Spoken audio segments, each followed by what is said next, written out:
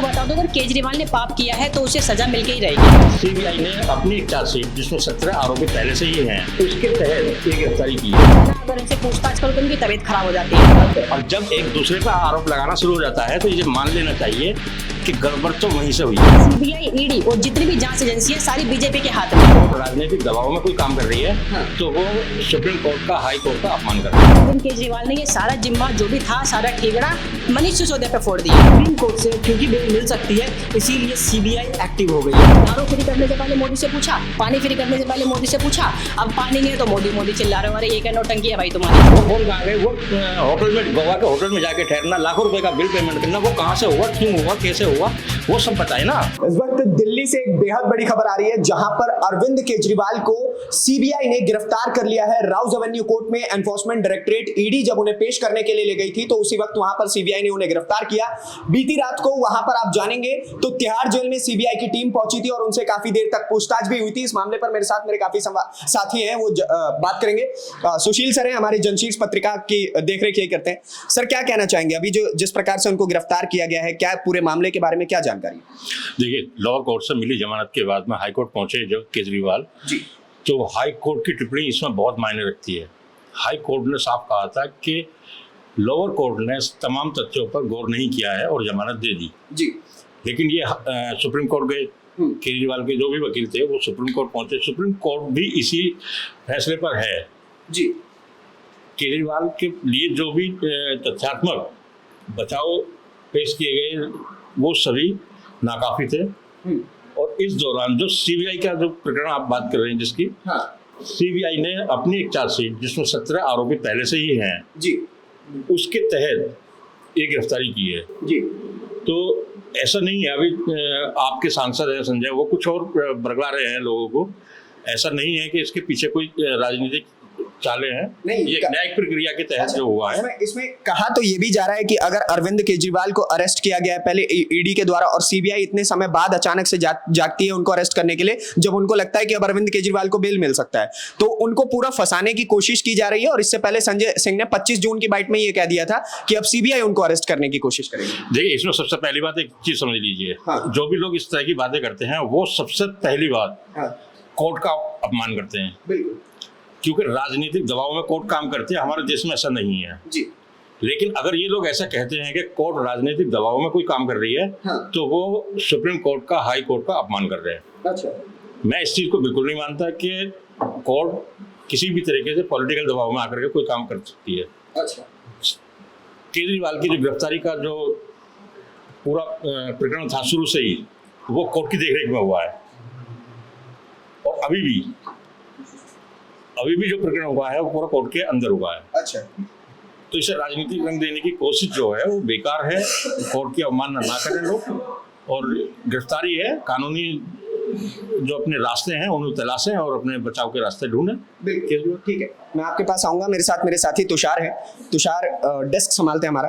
क्या कहना चाहेंगे तुषार, जिस प्रकार से अरविंद केजरीवाल को अरेस्ट किया गया है, संजय सिंह एक अलग मोड़ दे रही है, आम आदमी पार्टी इसको एक अलग मोड़ दे रही है, और सीबीआई का अचानक से वापस से गिरफ्तार करना, पहले ईडी का गिरफ्तार करना, जैसे ही पता चलता है कि अब बेल मिलने वाला है तो सीबीआई वहां पहुंच जाती है। देखिए, इसमें 2-3 चीजें हैं कि सबसे पहले तो पिछले जो 20 तारीख से जो घटना हुई है, मैं सबसे पहले वो बताना चाहूंगा कि ट्रायल कोर्ट से बेल मिलना ये बहुत बड़ी बात है। वो भी ऐसे केस में जहाँ पे पीएमएलए जो एक्ट है, इसमें जो 45 जो संशोधन किया गया था, जो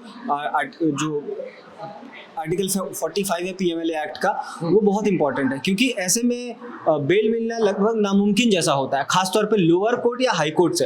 हमने ऐसे मामलों में देखा है कि ज्यादातर सुप्रीम कोर्ट ही हिम्मत दिखाती है बेल देने का। हाँ। लेकिन लोअर कोर्ट से उन्हें बेल मिला था सबसे पहले तो, और उसके बाद हाई कोर्ट ने उसे रोक दिया, जिसे सुप्रीम कोर्ट ने अनयूजुअल भी कहा था कि ऐसे जमानत के फैसले को स्टे करना, मतलब क्योंकि उसे रोक दिया गया था और उसके बाद 2 दिन बाद फैसला सुनाया गया था हाई कोर्ट के द्वारा, जो कि कल फैसला आया था। तो ऐसे में सुप्रीम कोर्ट का ये स्टेटमेंट भी था 2 दिन पहले, जब सुप्रीम कोर्ट गए थे आम आदमी पार्टी के जो केजरीवाल के जो वकील थे अभिषेक मनु सिंघवी, वो जब सुप्रीम कोर्ट में गए तो सुप्रीम कोर्ट ने ये बोला भी कि इसमें बहुत अनयूजुअल है इस तरीके के जो अंतरिम जमानत के फैसले में रोक लगाना, ये बहुत अनयूजुअल है। उसके बाद सुप्रीम कोर्ट में अब इसकी सुनवाई होने वाली है, लेकिन लोगों को बहुत जो नेता है खासतौर पर उनका ये कहना है कि अब लग रहा है कि सुप्रीम कोर्ट से क्योंकि बेल मिल सकती है इसीलिए सीबीआई एक्टिव हो गई है।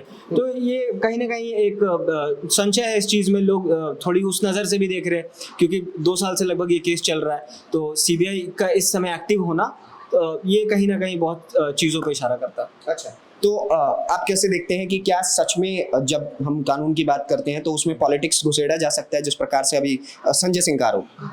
देखिए इसमें बिल्कुल हमने देखा जैसे हमारे सीनियर सर हैं, उन्होंने हमें बताया कि ये कहीं ना कहीं पॉलिटिकल स्टेटमेंट ऐसा है कि जिससे कोर्ट की बातों का आप अवहेलना कर रहे हैं।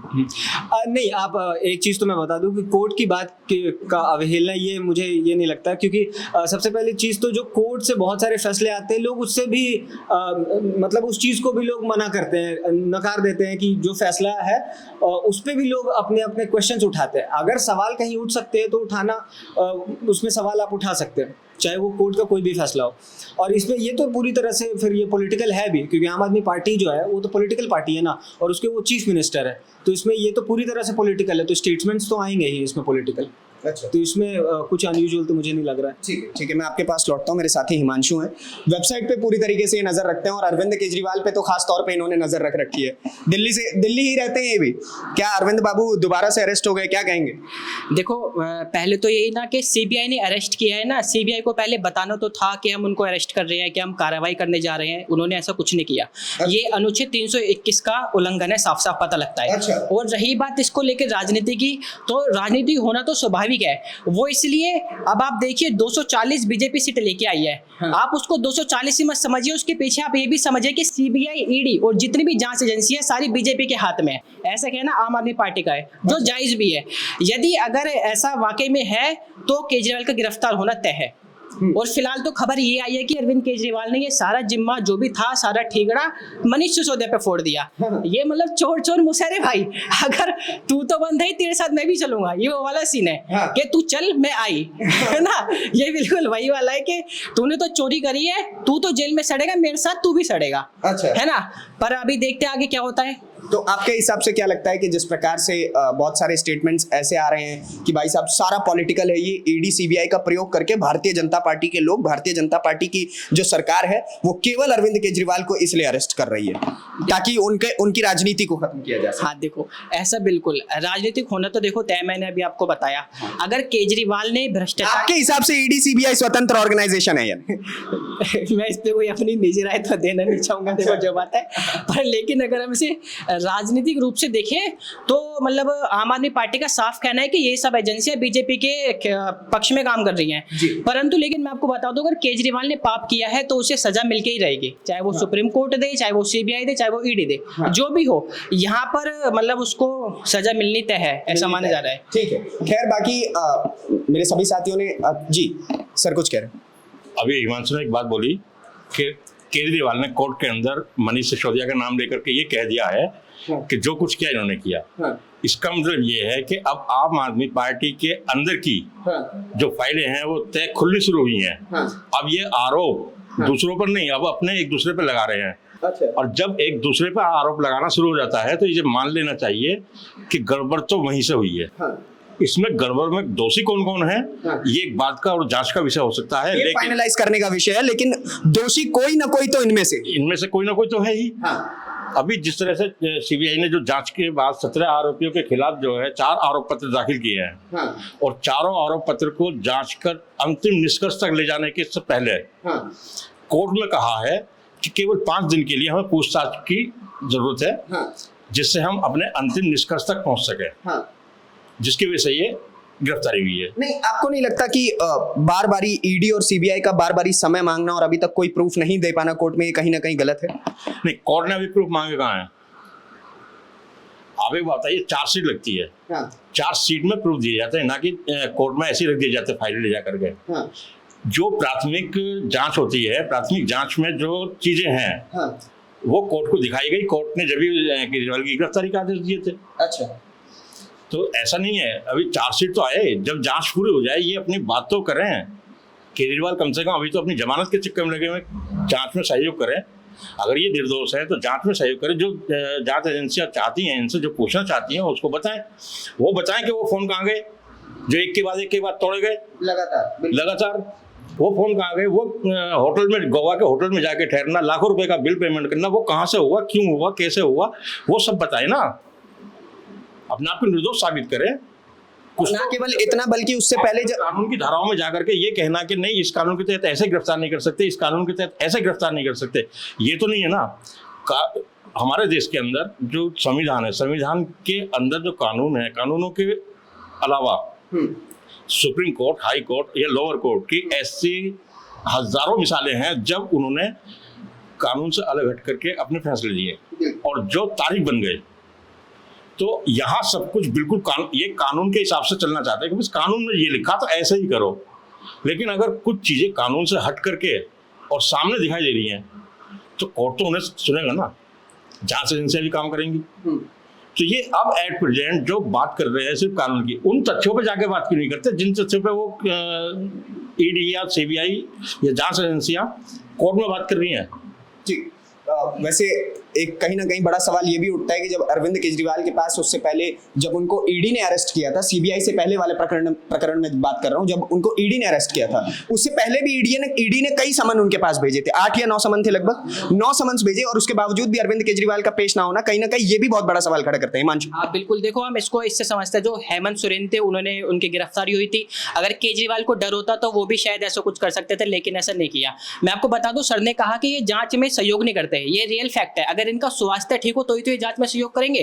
अब आप अतिशी को देख लीजिए, केजरीवाल को भी खबर है उनको शुगर लेवल गिर गया है, बिल्कुल इनका डाउन हो गया। जब आम मांगते हैं तब शुगर लेवल नहीं बढ़ता। हाँ तब बिल्कुल है ना, अगर उनसे पूछताछ करो तो उनकी तबीयत खराब हो जाती है। यही है अतिशी का। अरे दिल्ली जल बोर्ड में वो प्रदर्शन पे बैठी है, जल का प्रदर्शन है, तू पानी पी रही है, अरे तू खाना खा रही है, ये क्या मतलब हो गया? तू पानी तो मत पीना, खाना खा रही है। तो फिर 4 दिन प्रदर्शन करा, धूप में तबीयत बिगड़ गई, अब कहते हैं कि हमारी तबीयत बिगड़ गई या मोदी तानाशाह है, ये है वो है। अब छोटी सी बात बताओ मेरे को, दारू फ्री करने से पहले मोदी से पूछा, पानी फ्री करने से पहले मोदी से पूछा, अब पानी नहीं है तो मोदी चिल्ला रहे हो, अरे ये क्या नौटंकी है भाई तुम्हारी? तुम समस्या का समाधान करने रहो, हर बात में मोदी तानाशाह है और मोदी ये है। हिमांशु के अंदर का दिल्ली वाला बोल गया। खैर ये हमारे साथी थे जिनके साथ मैंने इस मुद्दे पर चर्चा की है और कहीं ना कहीं एक चीज बड़ा सवाल ये भी उठता है कि ऑफ कोर्स सीबीआई जब इतने समय बाद उनको अरेस्ट करती है तो सीबीआई की अचानक नींद खुलना एक बहुत बड़ा विस्मयादिबोधक चिन्ह लगाता है। साथ ही एक बड़ा सवाल ये भी है कि अगर सीबीआई ने अरेस्ट किया भी तो जांच में सहयोग करने में अरविंद केजरीवाल को समस्या क्या आ रही है, और अगर इतने समय से केजरीवाल अरेस्टेड है तो कहीं ना कहीं दाल में कुछ ना कुछ तो काला है, तभी ये सब कुछ आज हो रहा है। बाकी आपके इसी की राय क्या है उसके लिए कमेंट बॉक्स में भरपूर जगह है। अरविंद केजरीवाल को लेकर के श से शराब और श से शिक्षा मंत्री यानी कि मनीष सिसोदिया को लेकर के आपका क्या कहना है, वो सब कुछ हमें कमेंट बॉक्स में जरूर बताइएगा। अगली वीडियो में आपसे फिर से मुलाकात होगी, तब तक के लिए दीजिए इजाजत। धन्यवाद, नमस्कार, जय हिंद, जय भारत।